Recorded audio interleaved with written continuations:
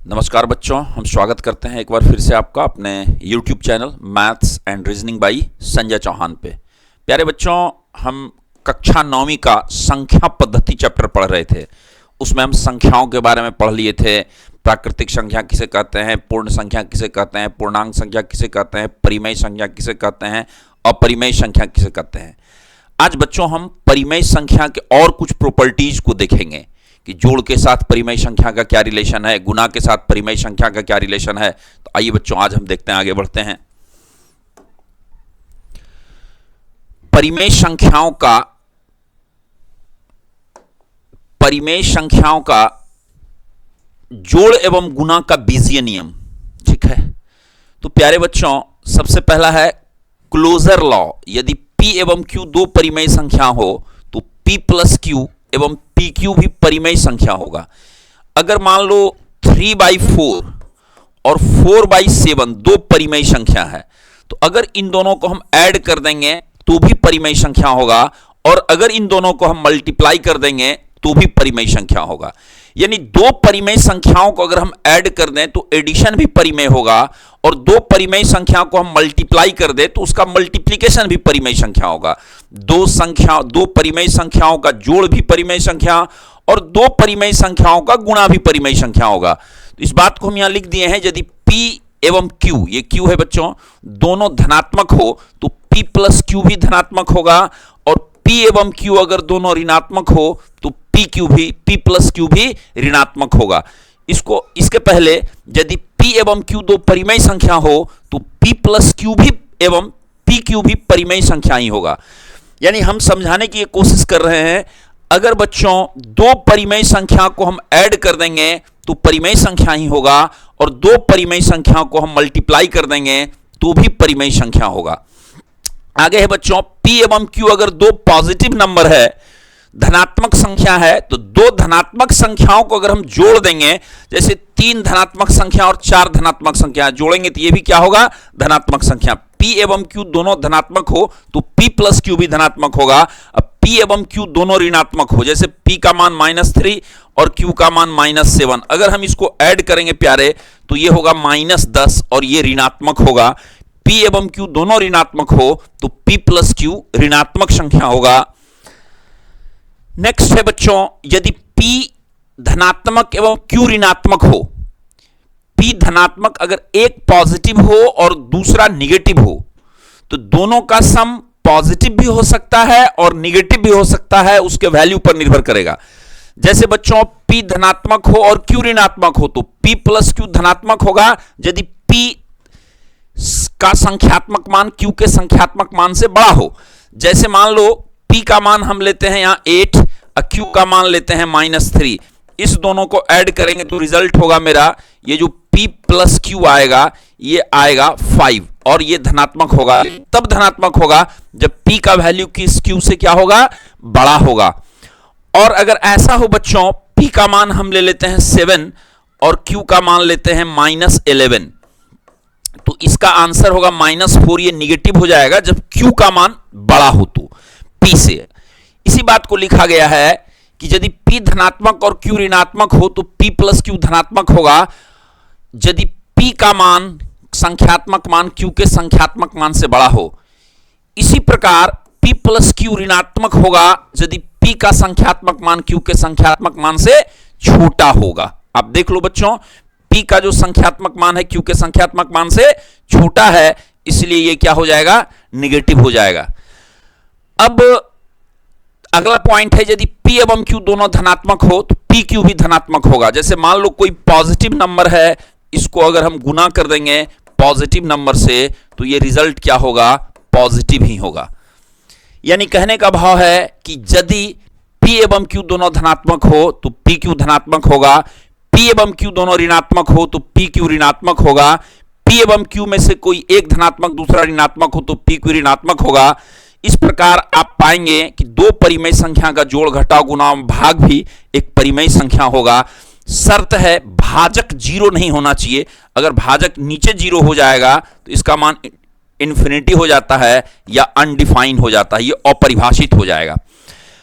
यानी समझाने की कोशिश हम ये कर रहे हैं बच्चों आपको, आप यदि P एवं Q दो परिमेय संख्या है तो P प्लस Q, देखो P और Q दोनों परिमेय संख्या है तो P प्लस Q बराबर Q प्लस P होगा, यानी जोड़ में हम इसका क्रम चेंज कर देते हैं, इसको बोलते हैं क्रम विनिमय नियम।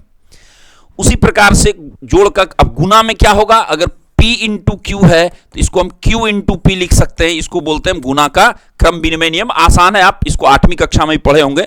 आगे बढ़ते हैं बच्चों। नेक्स्ट है सहचर्य नियम, associative law, P plus Q plus R, इसको हम जैसे P plus Q plus R, इसको हम लिख सकते हैं P plus Q plus R। तो इसको हम लोग बोलते हैं यदि P Q एवं R तीन परिमेय संख्या हो तो P plus Q plus R जोड़ का सहचर्य नियम ये हुआ। और गुना का सहचर्य नियम भी ऐसे होता है, P इंटू Q R बराबर हम लिख सकते हैं पी क्यू इंटू आर, ये गुना का सहचर्य नियम है, इसको आप पूर्व के कक्षा में पढ़े होंगे।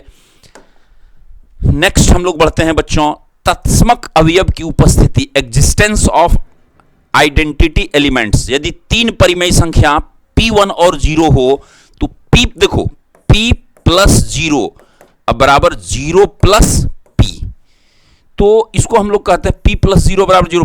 P जोड़ का तत्सम अवयव शून्य है, मतलब शून्य को अगर हम जोड़ दें तो कोई प्रभाव इसमें नहीं पड़ेगा, उसके क्रम को हम इंटरचेंज कर लें। और 1 जो है वो गुना का तत्समक अवयव है, जैसे हम P इंटू 1 बराबर लिख सकते हैं 1 इंटू P, बराबर क्या होगा P होगा। यानी एक से अगर किसी सम नंबर्स को हम मल्टीप्लाई करें, इसके क्रम को चेंज कर दे, कोई प्रभाव नहीं पड़ेगा, P ही होगा। इसको गुना का तत्समक अवयव 1 होता है और जोड़ का तत्समक अवयव शून्य होता है। यानी शून्य कहने का मतलब है अगर शून्य को हम किसी नंबर से मल्टीप्लाई करें, शून्य को अगर हम किसी नंबर्स में ऐड करें तो कोई असर नहीं पड़ेगा, और 1 से हम किसी नंबर को मल्टीप्लाई करें तो कोई असर नहीं पड़ेगा। आगे बढ़ते हैं, आगे देखिए नेक्स्ट है प्रतिलोम अवयव की अस्तित्व।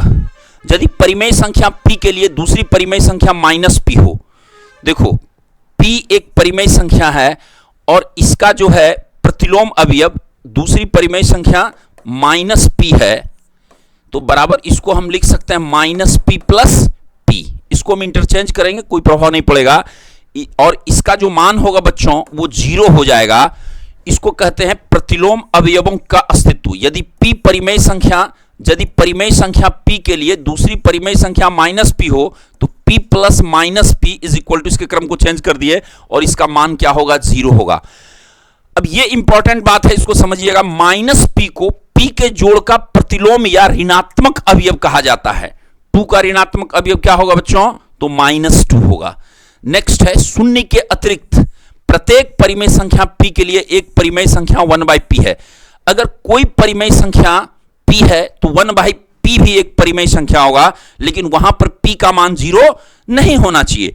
जैसे 2 अगर परिमेय संख्या है तो 2/3 भी, 2 अगर परिमेय संख्या है बच्चों, 2 अगर परिमेय संख्या है, ध्यान देंगे, तो 1/2 भी जो है ये भी क्या होगा, परिमेय संख्या होगा। तो शून्य के अतिरिक्त प्रत्येक परिमेय संख्या P के लिए एक परिमेय संख्या 1/P प्राप्त होता है, जहां P इंटू 1/P बराबर 1/P इंटू P बराबर 1 होता है। यहां पर 1/P को P के गुना का, ये बात याद रखिएगा कि 1/P जो है P के गुना का प्रतीप या प्रतिलोम अवयव या व्युत्क्रम अवयव, रेसिप्रोकल एलिमेंट्स कहलाता है। यानी आपको यहां पर एक बात समझना है बच्चों, x का प्रतिलोम अवयव जो होगा वो 1/x होगा, 2 का प्रतिलोम अवयव जो होगा 1/2 होगा। और अगर हम किसी भी संख्या को उसके प्रतिलोम से गुना करेंगे x इंटू 1/x तो इसका मान 1 होगा। ठीक है बच्चों, आगे बढ़ते हैं। चलिए नेक्स्ट, वितरण या बंटन नियम, डिस्ट्रीब्यूटिव लॉ। आप इसको पूर्व के कक्षा में पढ़े होंगे। यदि P Q एवं R तीन परिमेय संख्या हो तो P into Q plus R is equal to PQ plus PR, इसको हम लोग कहते हैं, ये वितरण या बंटन डिस्ट्रीब्यूटिव लॉ है। काट का नियम, कैंसिलेशन लॉ क्या है, P प्लस Q बराबर P प्लस R। अगर ऐसा है P में हम यहां Q जोड़ रहे हैं, P में ही हम यहां R जोड़ रहे हैं और ये दोनों इक्वल है, तो इसका मतलब है यहां Q का वैल्यू किसके बराबर होगा, R के बराबर होगा। और इसमें शर्त है कि P का मान 0 नहीं होना चाहिए और पी क्यू बराबर, और दूसरा है यदि पी जीरो नहीं है तो पी क्यू बराबर पी आर हो, तो क्यू का वैल्यू किसके बराबर होगा, आर के बराबर होगा। आप देखो यहां पी और पी कॉमन है, तो इसका मल्टीप्लिकेशन तो क्यू बराबर क्या होगा, आर होगा। लेकिन कंडीशन है पी का मान क्या नहीं होना चाहिए, जीरो नहीं होना चाहिए। तो ये बहुत आसान है, आगे बढ़ते हैं हम लोग, इसको याद रखना है बच्चों। अब देखो ये बहुत महत्वपूर्ण है, परिमेय संख्याओं का संख्या रेखा पर निरूपण।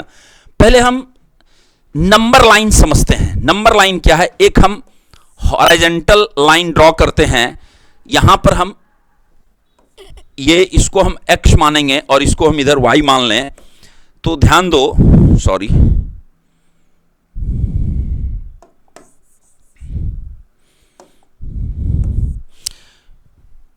x डैश मान लेते हैं। ध्यान दो बच्चों, यहां पर हम जीरो लेते हैं सेंटर में, लेफ्ट साइड जाएंगे तो ये -1 है, -2 है, -3 है, बढ़ते जाएंगे।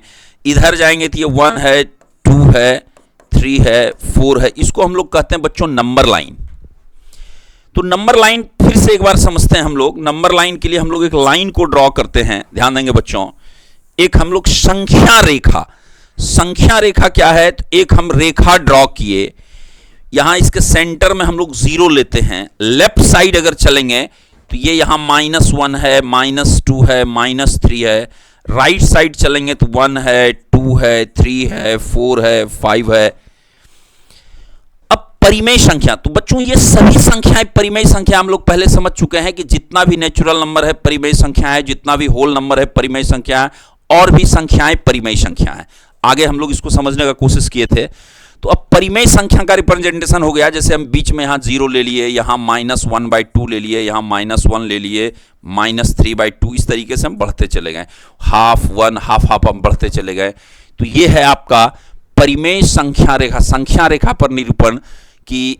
परिमेय संख्या रेखा पर निम्न प्रकार दिखाई जा सकती है, मतलब परिमेय संख्याओं को हम संख्या रेखा पर दर्शाने की कोशिश किए हैं। अब बच्चों हम एक बात आपको और समझाना चाह रहे हैं।